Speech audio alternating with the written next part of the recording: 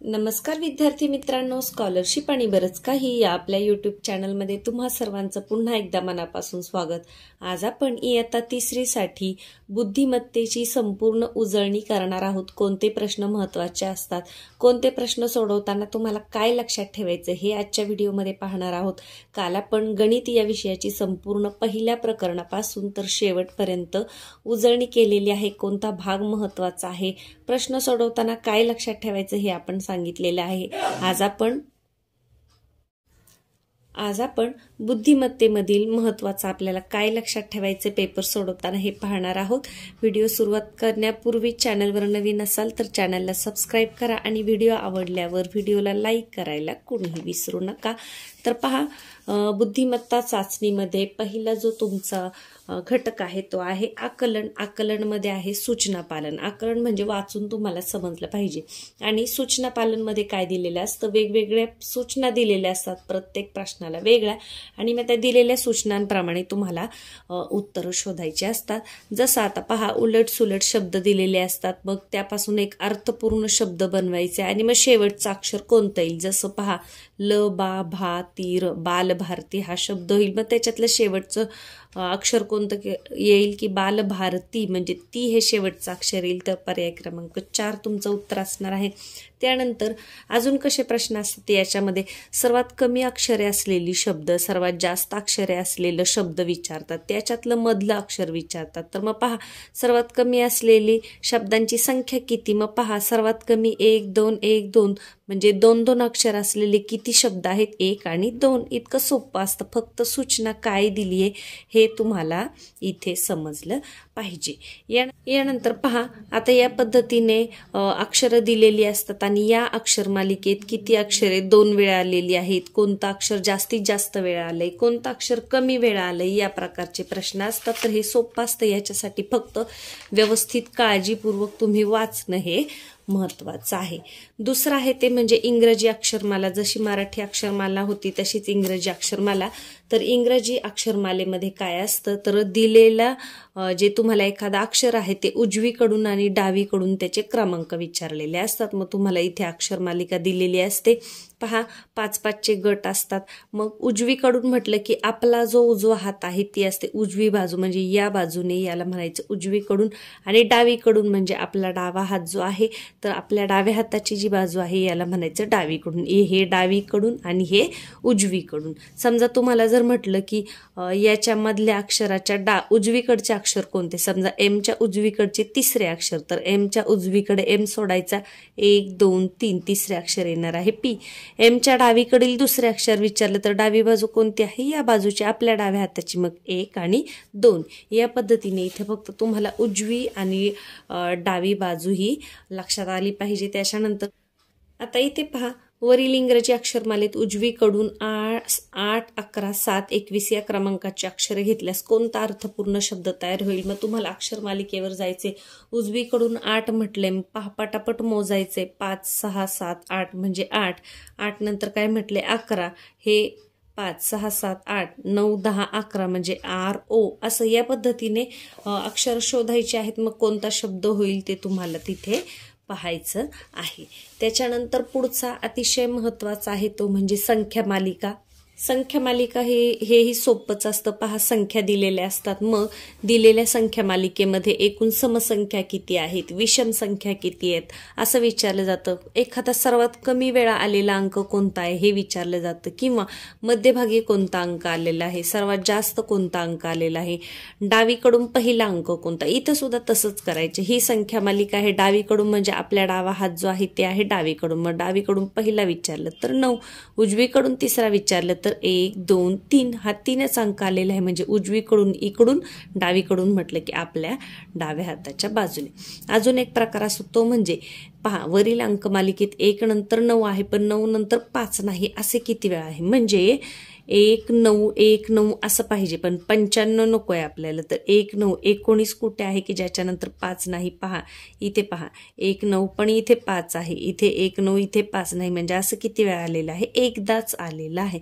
तर काय दिलंय हे पाहायचंय आणि मग व्यवस्थित तुम्हाला तिथे शोधायचं आहे. तर या प्रकारे असते संख्या मालिका, सम विषम. यानंतर मूळ संख्यांवर सुद्धा याच्यामध्ये प्रश्न असतात. आता पहा इथे ही संख्या मालिका दिलेली आहे. दिलेल्या संख्या मालिकेत एकूण समसंख्या किती आहेत? मग तुम्हाला माहिती आहे समसंख्या कशी? एकक आणि 0 2 4 6 8. पहा 1 2 दोनच समसंख्या आहेत. मग किती आहेत? 2, म्हणजे पर्याय क्रमांक 3. पुढे पहा दिलेल्या संख्या मालिकेमध्ये एकूण किती मूळ संख्या आहेत? याच्यासाठी तुम्हाला मूळ संख्या 100 पर्यंतच्या पाठ असणं फार महत्त्वाचं आहे. मी प्रत्येक व्हिडिओमध्ये तुम्हाला अगदी पहिल्यापासून सांगत आहे की गणित आणि बुद्धिमत्तेसाठी तुमचे पाढेपाठ असणं, वर्गसंख्या, मूळ संख्या, घनसंख्या सुद्धा तुमच्या पाठ असल्या पाहिजेत.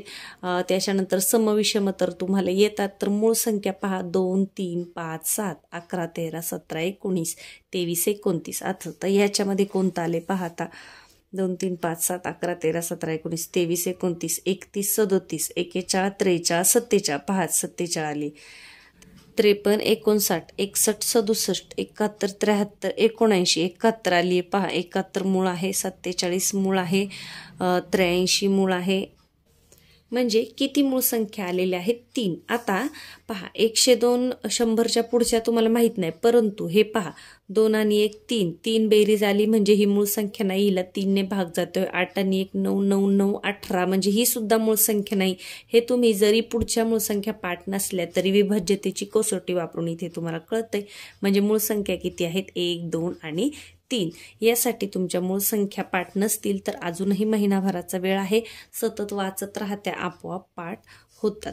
यानंतर कोणता अंक 3 वेळा आलाय, कोणता 2 वेळा आलाय, या प्रकारचे प्रश्न याच्यावर असतात. त्याच्या पुढचा जो तुमचा घटक आहे तो म्हणजे आरशातील प्रतिमा. अतिशय सोपा घटक आहे आरशातील आणि पाण्यातील प्रतिमा. तर आरसा असेल तर या बाजूला दिलेला असतो.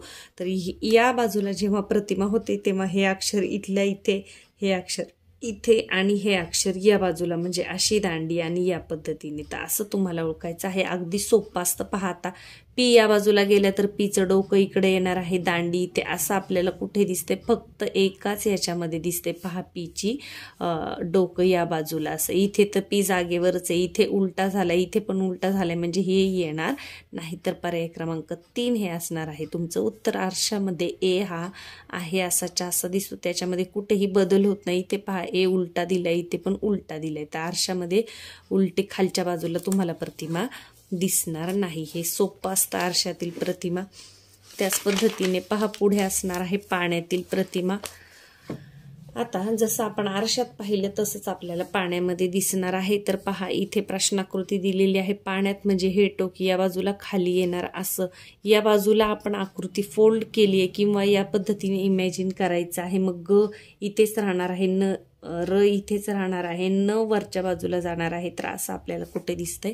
तर आकृती क्रमांक 3 मध्ये दिसत आहे. व्यवस्थित निरीक्षण केले तर आरशातील आणि पाण्यातील प्रतिमा हा अतिशय सोपा घटक आहे.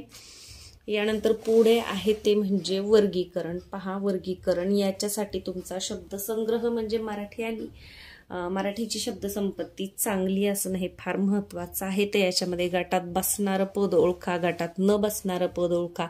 अतिशय सोपा प्रश्न प्रकार आहे. पहा गटात न बसणारे पद ओळखा. तांडा, दांडा, थवा, गठ्ठा.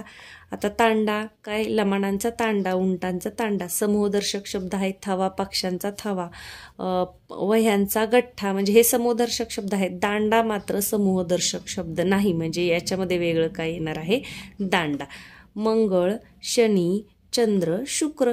आता पहा सगळेच ग्रह आहेत, परंतु चंद्र काय आहे? उपग्रह आहे. मंगळ, शनी, शुक्र हे ग्रह आहेत आणि चंद्र हा पृथ्वीचा उपग्रह आहे. तर या पद्धतीने दिलेल्या शब्दांमधून एखादं वेगळं वैशिष्ट्य काय आहे एखाद्या शब्दाचं हे तुम्हाला ओळखायचे आणि मग तो शब्द तुम्हाला वेगळा काढायचा आहे. आता जसं इथे एक उदाहरण पहा. वार्षिक, साप्ताहिक, ऐतिहासिक, पाक्षिक. वार्षिक म्हणजे वर्षाने प्रसिद्ध होणारे, साप्ताहिक म्हणजे आठवड्याने प्रसिद्ध होणारे, पाक्षिक म्हणजे 15 दिवसांनी प्रसिद्ध होणारे. परंतु ऐतिहासिक, ऐकायला शब्द सारखा वाटतो पण ऐतिहासिक म्हणजे हे प्रसिद्ध होण्याविषयी आहे का, एखाद्या पेपर वगैरे येत असतं किंवा मासिक येत असतं तसा हा शब्द नाही, म्हणजे ह्याच्यामध्ये वेगळं आहे हे. आता फळांमध्ये जेव्हा दिलं जातं तेव्हा फळांच्या बी-वरून जास्तीत जास्त, जेव्हा फुलांमध्ये दिलं जातं फुलाच्या रंगावरून किंवा वासावरून, शक्यतो रंगावरूनच असतं. जसं पहा, पेरू, पपई, डाळिंब, आवळा. पेरूमध्ये अनेक बिया असतात, पपईमध्ये अनेक बिया असतात, डाळिंबामध्ये भरपूर बिया असतात, आवळ्यामध्ये मात्र एकच बिया असते, म्हणजे याच्यामध्ये वेगळं काय येणार आहे, आवळा.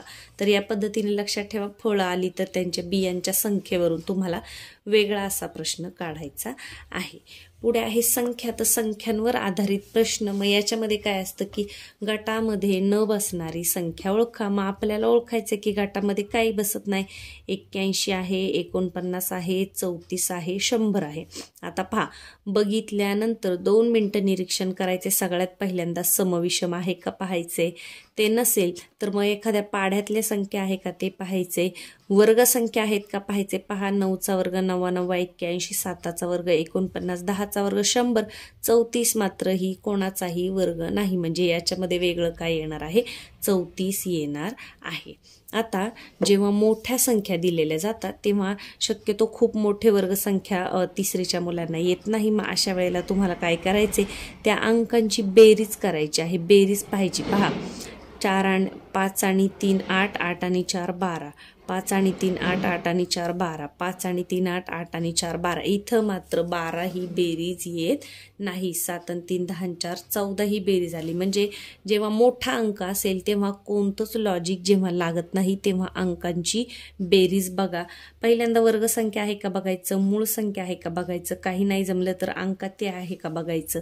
कधी कधी एखाद्या पाढ्यातील संख्या दिल्या जातात तर पाढ्यातील संख्या आहे का बघायचं. या टॉपिकवरती आपला एक वेगळा व्हिडिओ आहे, बऱ्याच विद्यार्थ्यांनी तो पाहिलेला आहे. तुम्ही पाहिला नसेल तर नक्कीच पाहून घ्या. तर वेगळा अंक ओळखायचा आहे की अंकांची बेरीज असते कधी कधी, किंवा कधी कधी विभाज्यतेच्या कसोट्यावर सुद्धा आधारित प्रश्न असतो. इयत्ता 3साठी 3 आणि 5ची विभाज्यतेची कसोटी पाठ असणं महत्त्वाचं आहे. त्याच्यावर बऱ्याच वेळा प्रश्न विचारला जातो. तर पहा, 2ची कसोटी काय आहे की एकक स्थानी समसंख्या असेल तर 2ने भाग जातो, म्हणजे 0 2 4 6 8. आणि 3ची कसोटी काय आहे, अंकांच्या बेरजेला 3ने भाग जात असेल किंवा त्या 3च्या पटीत असतील तर 3ने भाग जातो. आणि 5ची कसोटी काय आहे, एकक स्थानी 0 किंवा 5 असेल तर त्या संख्येला 5ने भाग जातो.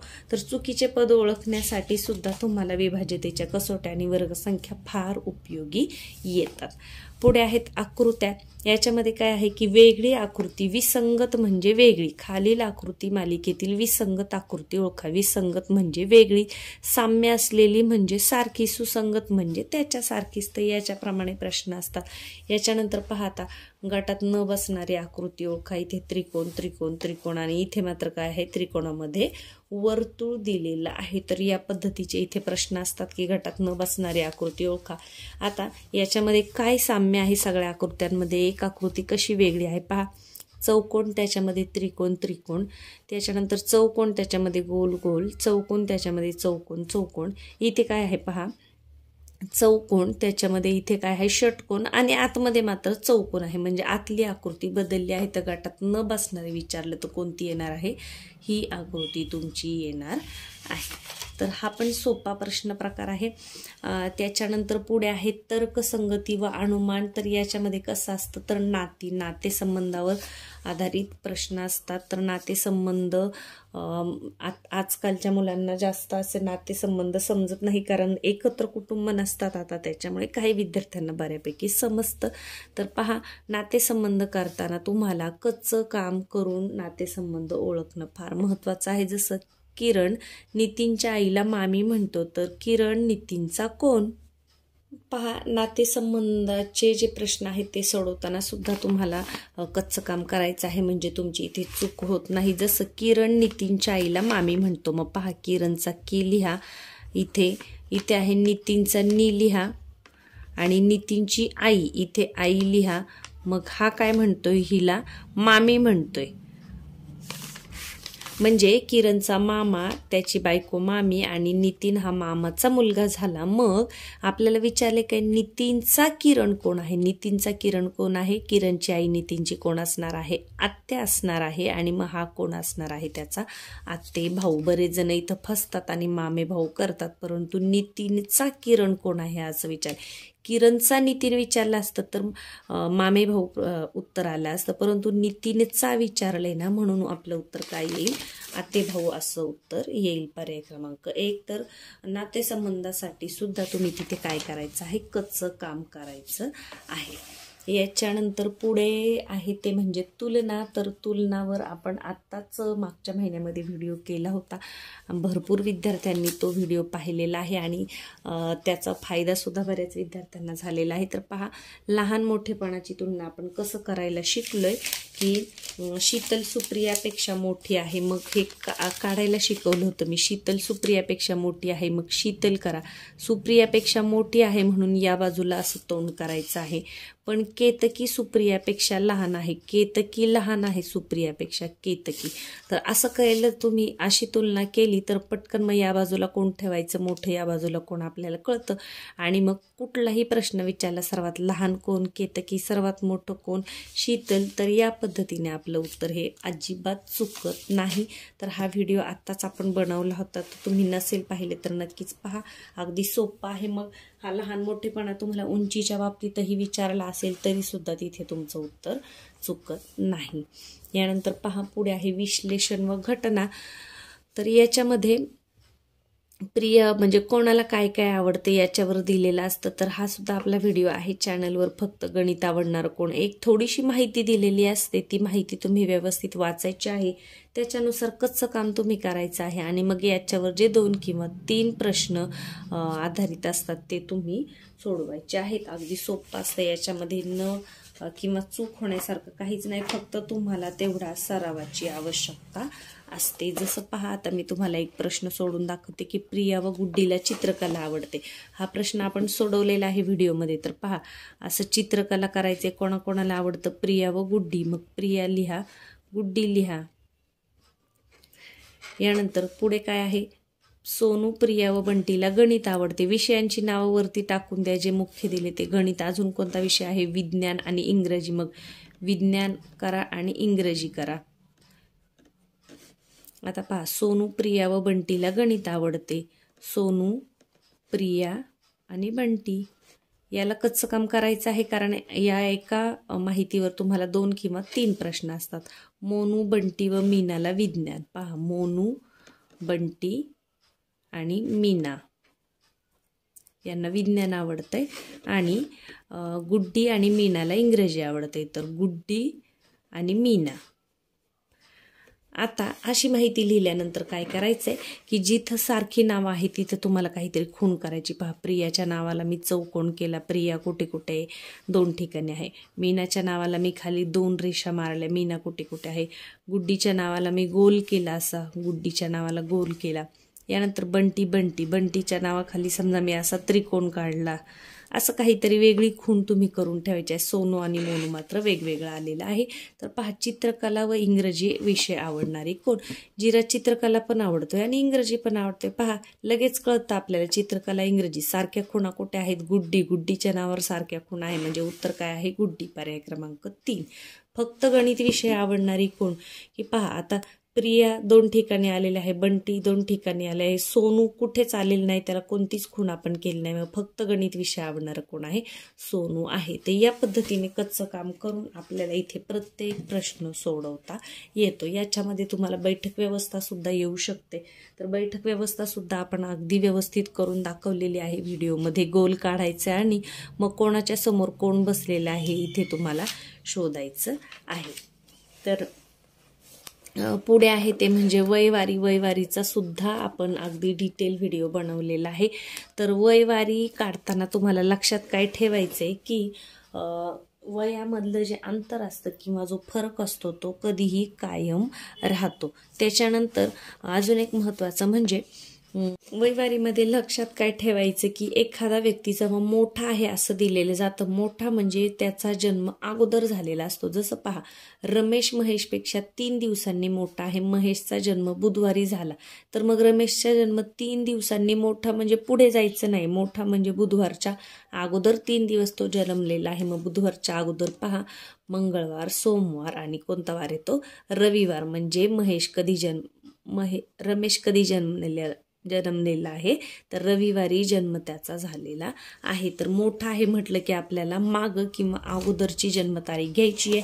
जेव्हा वय त्या 2-3 व्यक्तींचं वय दिलं जातं, पहा इथे आहे तो प्रश्न, आणि त्यांच्या वयांची बेरीज दिली जाते. आता पहा, मोहिनी, रोहिणी आणि नलिनी यांच्या आजच्या वयांची बेरीज 47 वर्ष आहे. 3 वर्षा अगोदर त्यांच्या वयांची बेरीज किती असेल? आता 3 वर्षा अगोदर विचारले म्हणून 47 मधून फक्त 3 वजा करायचे का? तर नाही, हिचे 3 वर्ष, हिचे 3 वर्ष आणि हिचे 3 वर्ष, 3 त्रिक 9 वर्ष तुम्हाला 47 मधून वजा करायचे आहेत. पुढचं विचारलं, समजा 2 वर्षानंतर वय किती असेल? तर हिचे 2, हिचे 2 आणि हिचे 2 म्हणजे बेत्रिक 6 वर्ष याच्यामध्ये तुम्हाला वाढवायचे आहेत. 2 व्यक्ती असतील तर 2दा करा, 3 व्यक्ती असतील तर तेवढ्या व्यक्तींचं वय हे मोजून कमी करायचं आहे किंवा जास्त करायचं आहे. तर वयवारीवरचा प्रश्न सोडवताना हे तुम्हाला लक्षात ठेवायचं आहे. यानंतर पहा, पुढे आहे नावातील बदल. तर हे सोपं असतं की पिवळ्याला हिरवा म्हटले, हिरव्याला लाल म्हटले, लालला पांढरा म्हटले, पांढऱ्याला काळा म्हटले, तर काळ्याला निळा म्हटले. तर गवताचा रंग कोणता? गवताचा रंग कोणता असतो? हिरवा असतो. परंतु इथं काय म्हटले?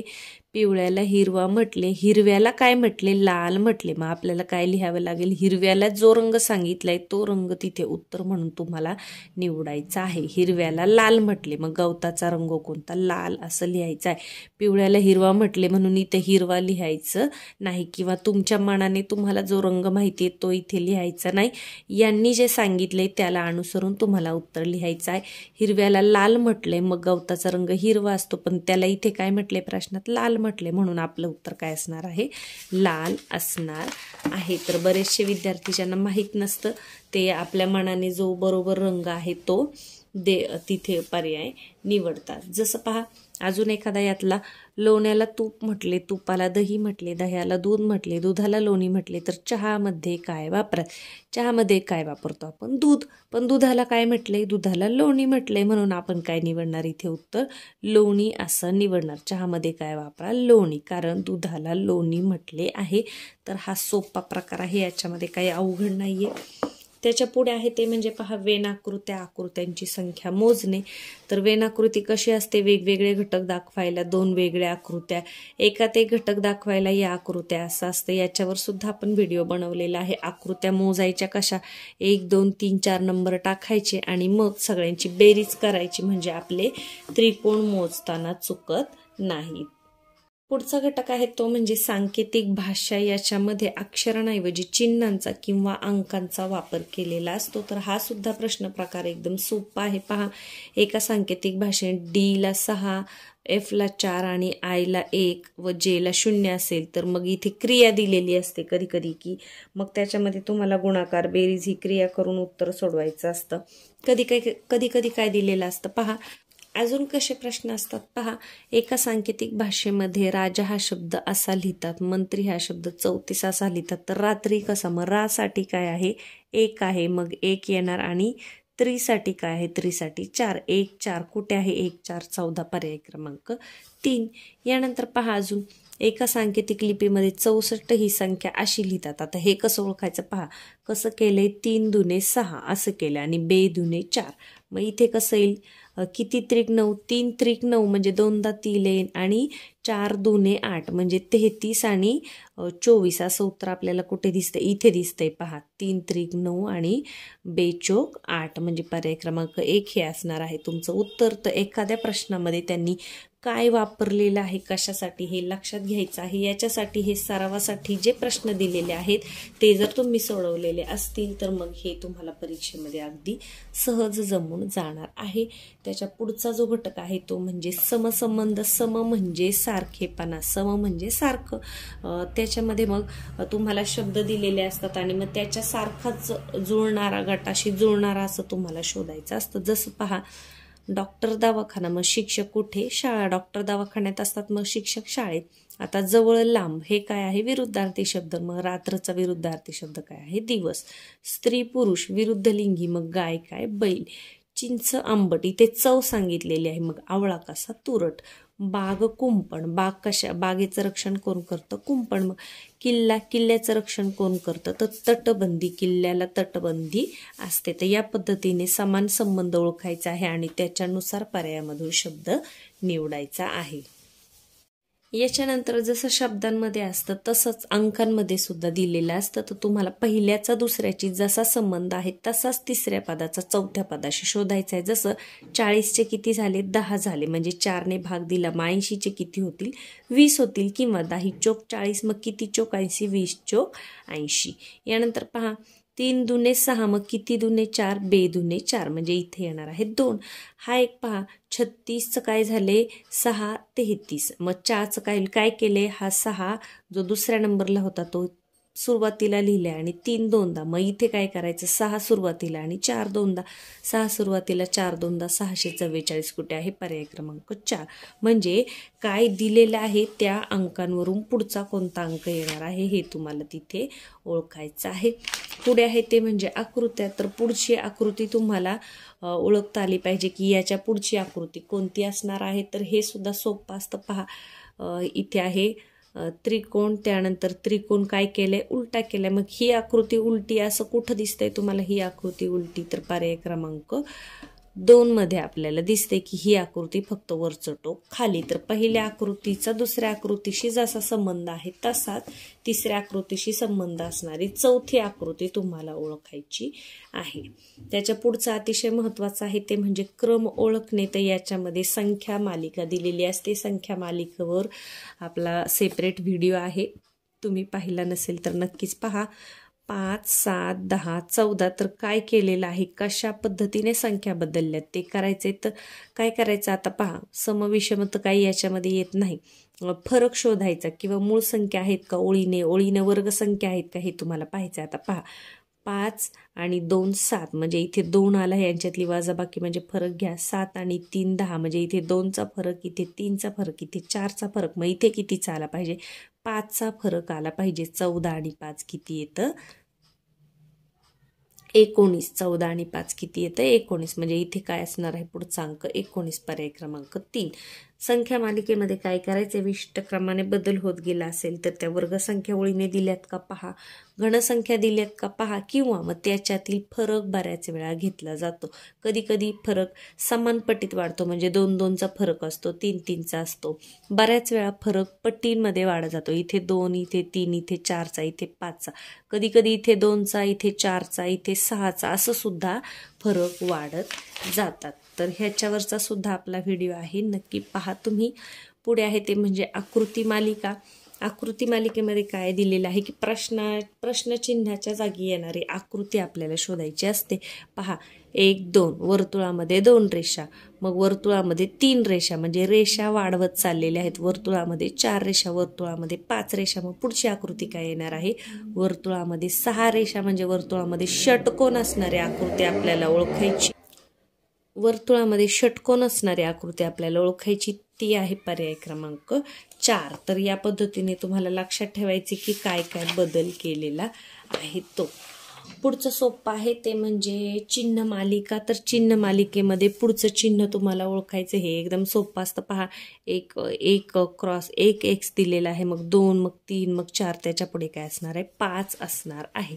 याच्याप्रमाणेच पहा आता 2 2 बाण वरती, 2 खाली वरती, खाली वरती. मग इथे काय येणार आहे? 2 बाण खाली. तर फक्त निरीक्षण व्यवस्थित करायचं आहे आणि मग पुढचं चिन्ह ओळखायचं आहे. हे एकदम सोपं आहे.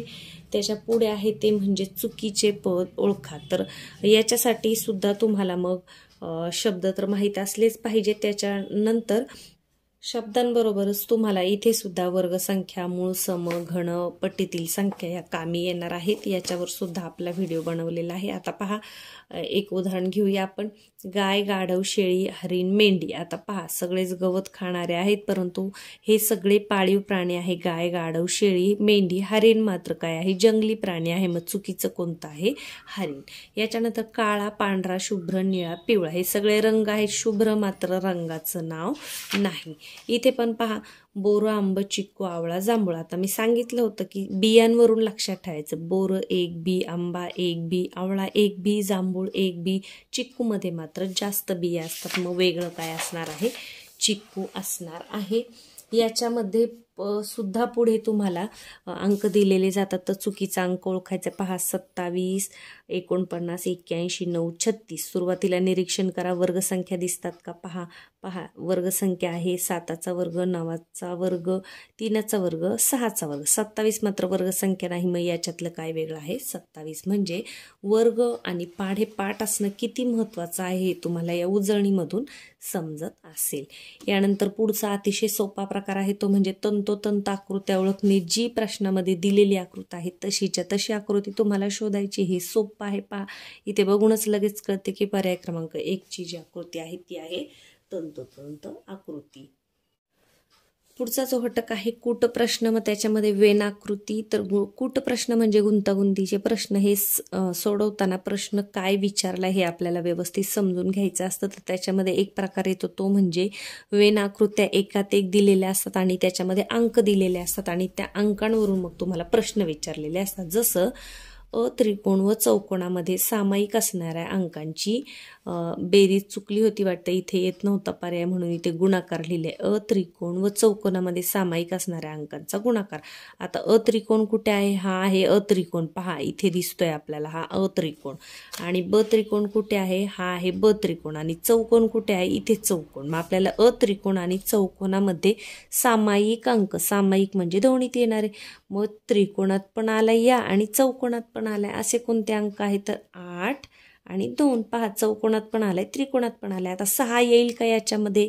येणार नाही, कारण 6 कुठला अंक आहे? ब या त्रिकोणात आलेला अंक आहे. तर मग हा 8 आणि 2 10 होतं, परंतु इथे बेरीज कुठेच नाही पर्यायात, म्हणून 8 दुने 16. 16 हे पर्यायात इथे चुकून बेरीज दिलं होतं त्यांनी.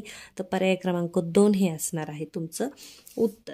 कधी कधी अंकांच्या बेरजेतील फरक विचारतात किंवा मग गुणाकार विचारतात किंवा सामायिक अंक कोणता आहे हे विचारतात. जसं पहा, इथे वर्तुळ, त्रिकोण आणि चौकोन या तिन्हींमध्ये सामायिक असणारा अंक कोणता आहे? जो तिन्ही आकृतीत येतो तो आहे 4. पहा, त्रिकोणात पण आहे, वर्तुळात पण आहे, चौकोनात सुद्धा आहे. तर याच्यावरचे प्रश्न सुद्धा सोपे असतात. फक्त आकृतीचं व्यवस्थित निरीक्षण करणं हे फार महत्त्वाचं आहे. त्याच्यानंतर पुढे आहे चौरस व बहुमितिक आकृत्यांमधली संख्या काढणे. तर इथे सुद्धा तुम्हाला संख्यांमधील फरक, त्याच्यानंतर मूळ संख्या, समसंख्या, पाढ्यातील संख्या किंवा मग दिलेल्या अंकांची बेरीज किंवा वजाबाकी किंवा गुणाकार हे ओळखायचं असतं. आणि मग एका चौकोनामध्ये अंक नसतो तो तुम्हाला ओळखायचा असतो. आता उदाहरण म्हणून ह्या चौकटी पहा, सोबतच्या चौरसात प्रश्नचिन्हाच्या जागी कोणती संख्या येईल? थोडंसं निरीक्षण करा. ह्या काय वर्गसंख्या वगैरे आपल्याला दिसत नाहीयेत. मग पहा, इथे काय संबंध दिलाय? आता 47, 23 आणि 24. पहा, आता थोडंसं निरीक्षण केलं तर पहा, 47 7 मधून 4 गेले 3, 4 मधून 2 गेले 2, म्हणजे 47 मधून 24 वजा केले तर मध्ये किती लिहिले? 23 लिहिले. म्हणजे या दोन्हींची वजाबाकी मध्ये लिहिली. पहा, 70 मधून 35 गेले 35. मग 85 मधून 20 गेले तर किती उरतील? 85 मधून किती गेल्यानंतर 20 उरतील असं तुम्हाला उत्तर आहे. तर इथे काय येईल? मग तुमचं 65 हा अंक येईल. पहा, 85 मधून 65 वजा केले तर मधली संख्या किती येणार आहे? 20 येणार आहे. तर या पद्धतीने बेरीज करून किंवा फरक करून तुम्ही हे काढायचं आहे. यानंतर पुढचं महत्त्वाचं प्रकरण आहे ते म्हणजे दिनदर्शिका. दिनदर्शिकेवर आपण 2-3 व्हिडिओ बनवलेले आहेत की बेसिक काय लक्षात ठेवायचं आहे. एखादं वर्ष लीप वर्ष आहे का हे कसं ओळखायचं? लीप वर्षामध्ये 366 दिवस, साध्या वर्षामध्ये 365 दिवस असतात. जे काही आपल्याला वर्ष दिलेलं असेल त्याला जर 4ने पूर्ण भाग जात असेल तर मग ते लीप वर्ष असतं. लीप वर्ष कोणकोणते आहे? पहा, 2000 पासून तुम्ही 4चा पाढा लक्षात ठेवू. 2000 लीप वर्ष आहे. त्यानंतर 4 वर्षांनी म्हणजे 2004, मग 4 दुने 8, 2008, 2012, नंतर 12 नंतर 16, त्याच्यानंतर 20, मग 24, हे सुद्धा काय आहेत, लीप वर्ष आहेत. एखादा वार 31 महिन्यांच्या दिवसामध्ये 1, 2, 3 तारखांचे वार 5 वेळा येतात. 30 दिवसांच्या महिन्यामध्ये 1 आणि 2 तारखांचे वार 5 वेळा येतात. आणि 29 दिवसांच्या महिन्यात 1 तारखेचा वार 5 वेळा येतो. आणि 28 दिवसांच्या महिन्यामध्ये प्रत्येक वार 4 वेळा येत असतो. एखादी तारीख दिली असताना पुढची तारीख काढताना 7 बेरीज करत राहायचं, 7 मिळवायचं. त्या अगोदरची तारीख काढायची असेल तर 7 वजा करायचे. कॅलेंडरमध्ये अजून एक महत्त्वाचं म्हणजे दिनविशेष तुमचे पाठ असणं महत्त्वाचं आहे, की कोणता, समजा स्वातंत्र्य दिन असेल तर 15 ऑगस्ट, शिक्षक दिन असेल तर 5 सप्टेंबर, हे दिनविशेष तुम्हाला माहीत असले पाहिजेत. हे याच्यामध्ये महत्त्वाचं आहे. याच्यावरचे प्रश्न आपण पाहणार नाही, कारण याच्यावर आपण आत्ताच व्हिडिओ बनवला होता आणि बऱ्याच विद्यार्थ्यांनी तो पाहिलेला सुद्धा आहे. त्याच्या पुढचं आहे ते म्हणजे रांगेतील स्थान, अतिशय महत्त्वाचं. तर रांगेमध्ये एकूण किती मुले आहेत, पुढचा मागचा क्रमांक कसा काढायचा हे तुम्हाला. रांगेतील स्थान काढताना सुद्धा तुम्ही कच्चं काम व्यवस्थित करणं फार महत्त्वाचं आहे. जसं पहा, एका रांगेत सविता मध्यभागी उभी असून तिचा क्रमांक 13 आहे. तर रांगेत एकूण किती मुले आहेत, तर मग आडवी रेष काढून घ्यायची आहे. सविता मध्यभागी उभी आहे आणि तिचा क्रमांक 13 आहे, म्हणजे तिच्या पुढे 12 विद्यार्थी आणि मागे सुद्धा 12 विद्यार्थी असणार आहे. 12 दुने 24 आणि ही आहे 25, असे किती विद्यार्थी असणार आहे किंवा किती मुली असणार आहे, तर 25. तर रांगेतील स्थान काढणं सुद्धा हे प्रत्येक प्रश्न जे आहे ते आपण आपल्या व्हिडिओमध्ये करून दाखवलेले आहेत. त्याच्या पुढचं आहे ते म्हणजे दिशाज्ञान. दिशांवरील प्रश्न, दिशा कशा काढायच्या आणि दिशांवरचे प्रश्न कसे पटापट अचूक सोडवायचे हे सुद्धा आपण सांगितले. दिशाज्ञानमध्ये महत्त्वाचं काय आहे, प्रश्न वाचला की तुम्हाला या दिशा काढून घ्यायच्यात या पद्धतीने. अधिक, मग इथे असते उत्तर, खाली असते दक्षिण, इकडे पूर्व आणि इकडे असते पश्चिम. त्यानंतर आग्नेय नैऋत्य उपदिशा लिहिताना पहा, असं छोटीशी खूण करून घेते मी. इथे आग्नेय, इथे नैऋत्य, इथे वायव्य आणि इथे ईशान्य. यानंतर अजून काय सांगितलं होतं, समजा उत्तरेला तोंड करून उभा आहे आणि डावीकडे काटकोनात वळाला. आता डावा हात, आपला डावा हात ही असते डावी बाजू, डावीकडे वळाला म्हणजे या बाजूला वळाला, काटकोनात म्हणजे या पद्धतीने. मग 90 अंशाचा कोन येतो तो, म्हणजे कुठे तोंड येणार आहे, त्याचं पश्चिमेला तोंड येणार आहे. दोनदा डावीकडे वळाला म्हटलं तर याच्याच विरुद्ध दिशेला त्याचं तोंड असतं, एकदा इथे आणि दुसऱ्यांदा इथे. यानंतर जर असं विचारलं की उत्तर आणि पूर्वच्या मधल्या दिशेकडे त्याचं तोंड आहे, तर उत्तर आणि पूर्वच्या मध्ये कोणती आहे, ईशान्य आहे, तर इथे त्याचं तोंड आहे. आणि मग तो उजवीकडे 90 वळाला असं लिहिलं तर उजवीकडे म्हणजे आपल्या उजव्या हाताला, म्हणजे या बाजूला. मग उपदिशा जेव्हा दिलेल्या जातात तेव्हा काटकोन जेव्हा होतो तेव्हा उपदिशांवरच तो हे येत असतो, म्हणजे पहा कोणता येईल ती दिशा, आग्नेय दिशा येईल. तर या पद्धतीने कच्चं काम काढायचं आहे आणि कुठं वळाला हे तुम्हाला काढायचं आहे. याच्यावर अजून एक प्रश्न असतो, तो म्हणजे समजा एक मुलगा इथे उभा आहे, तो पूर्वेला 3 किलोमीटर गेला, म्हणजे या बाजूला पूर्व दिशा इकडे आलं, पहा इकडे उत्तर, दक्षिण, पूर्व, पश्चिम. इथे 3 काढा. नंतर तो पुन्हा डावीकडे वळाला, डावीकडे म्हणजे वरच्या बाजूला, त्याच्या डाव्या बाजूला 2 किलोमीटर गेला, म्हणजे इथे. मग त्याचं तोंड आता कुठे आहे, उत्तरेकडे. पुन्हा डावीकडे वळाला म्हणजे डाव्या हाताला, म्हणजे आपल्या डाव्या बाजूला, आणि 3 गेला म्हणजे इथे. तर तो मूळ ठिकाणापासून किती आहे, मग किती सोपं आहे पहा, हे 3 आहे, म्हणजे हे पण किती आहे, 3 आहे, कारण आयताच्या समोरासमोरील बाजू समान असतात. हे 2 आहे म्हणजे हे पण 2 आहे.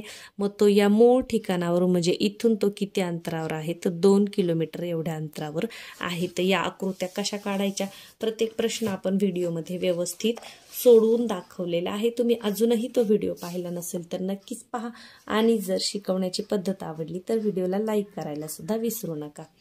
पुढे आहे ते म्हणजे गटाशी जुळणारे पद. यामध्ये काय दिलेलं असतं, 3 शब्दांचा गट दिलेला असतो आणि त्या गटाशी जुळणारं पद आपल्याला ओळखायचं असतं. सोपं आहे पहा.